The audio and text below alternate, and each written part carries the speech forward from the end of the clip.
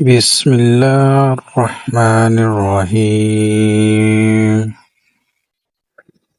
رسول اکرم صلی اللہ علیہ وسلم نے فرمایا، تمام اعمال کا دار و مدار نیت پر ہے، اور ہر عمل کا نتیجہ ہر انسان کو اس کی نیت کے مطابق ہی ملے گا۔ پس جس کی ہجرت دولت دنیا حاصل کرنے کے لیے ہو یا کسی عورت سے شادی کی غرض سے ہو، پس اس کی ہجرت ان ہی چیزوں کے لیے ہوگی جن کے حاصل کرنے کی نیت سے اس نے ہجرت کی۔ حضور اکرم صلی اللہ علیہ وآلہ وسلم نے فرمایا، وحی نازل ہوتے وقت کبھی مجھ کو گھنٹی کی سی آواز محسوس ہوتی اور وحی کی یہ کیفیت مجھ پہ بہت شاق گزرتی ہے۔